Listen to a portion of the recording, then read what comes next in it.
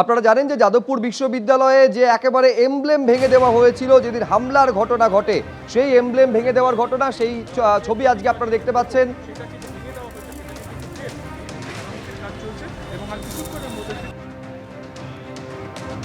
সেদিনের ছবি আপনারা দেখতে পাচ্ছেন যে এমব্লেম ভেঙে দেওয়া হয়েছিল যাদবপুর বিশ্ববিদ্যালয়ে যখন হামলা চলেছিল, তাণ্ডব চলেছিল সেই দিন।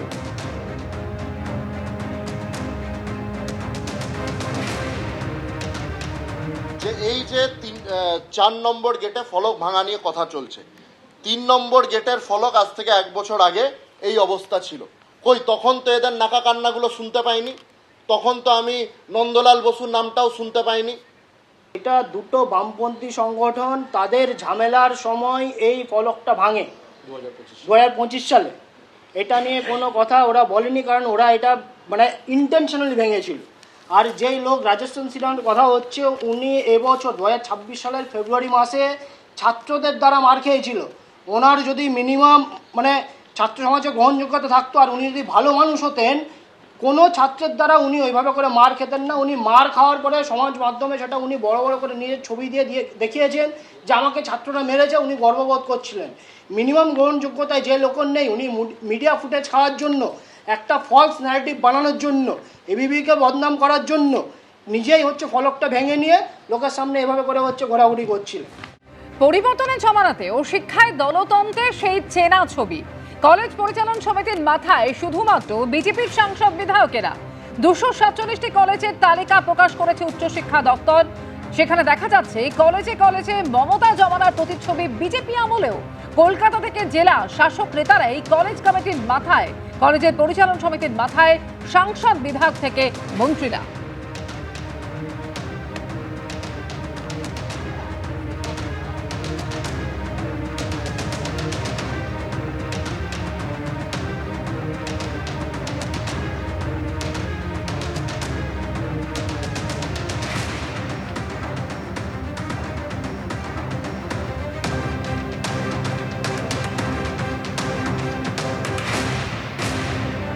কলেজ পরিচালন সমিতির সভাপতির যে তালিকা ঘোষণা করা হয়েছে, তালিকা প্রকাশ করা হয়েছে, সেখানে প্রায় সবেতেই রয়েছে বিজেপির নির্বাচিত জনপ্রতিনিধিরা, মন্ত্রী, সাংসদ, বিধায়করা। রাজ্যের অর্থমন্ত্রী স্বপন দাশগুপ্তকে 3টি কলেজের পরিচালন সমিতির সভাপতি করা হয়েছে। শিল্পমন্ত্রী তাপস রায়, তিনি 3টি কলেজের গভর্নিং বডির সভাপতি হয়েছেন। শারদ মুখোপাধ্যায় রাজ্যের স্বাস্থ্যমন্ত্রী, তাকে 2টি কলেজের পরিচালন সমিতির মাথায় বসানো হয়েছে। অগ্নিমিত্রা পাল 1টি কলেজের পরিচালন সমিতির সভাপতি হয়েছেন। বিজেপি বিধায়ক সর্বরী মুখোপাধ্যায়কে 2টি কলেজের গভর্নিং বডির প্রেসিডেন্ট করা হয়েছে। শুধু মন্ত্রী বিধায়কেরা নন, বিজেপি সাংসদ কেন্দ্রীয় শিক্ষা প্রতিমন্ত্রী সুকান্ত মজুমদার, তিনি 2টি কলেজের গভর্নিং বডির সভাপতি হয়েছেন। 3টি কলেজের সভাপতি হয়েছেন গভর্নিং বডির দার্জিলিংয়ের সাংসদ রাজু বিস্ট, মনোজ টিগ্গা, খগেন মুর্মু, সৌমিত্র খাঁ, জগন্নাথ সরকার, শান্তনু ঠাকুর, জ্যোতির্ময় সিং মাহাতো।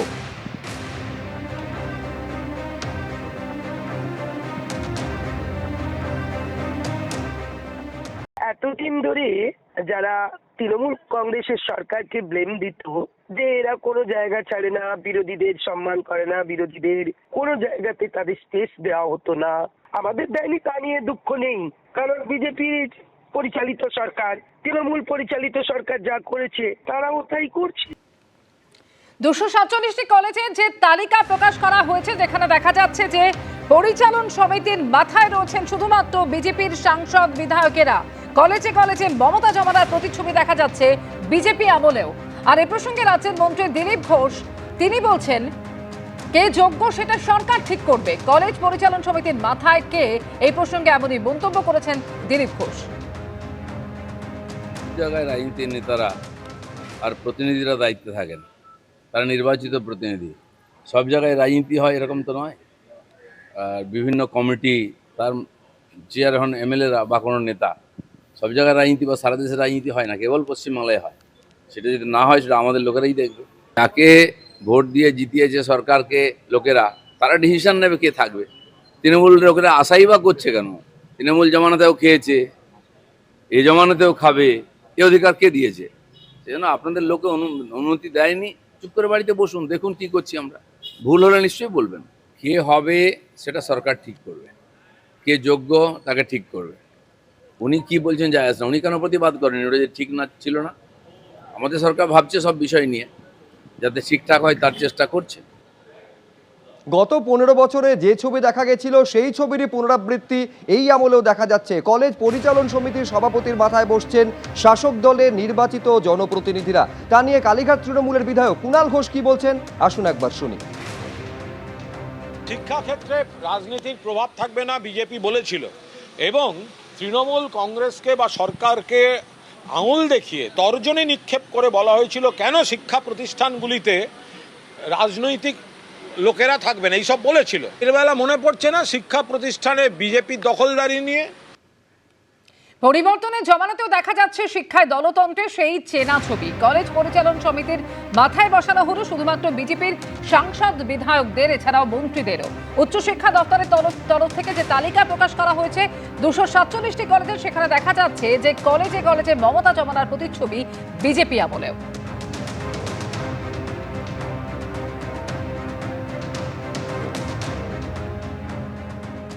আমরা বলেছিলি যে শিক্ষাঙ্গনকে আমরা রাজনীতি মুক্ত করব।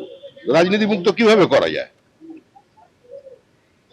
মহিলা অধ্যাপিকার উপরে প্লাস্টিকের জগ, জলের জগ যারে ছুঁড়ে মারা হচ্ছে, সেগুলোকে ঠেকানোর জন্য লোক দরকার, সেজন্যই নিয়ে যা। এবিপি আনন্দ এগিয়ে থাকে, এগিয়ে রাখে।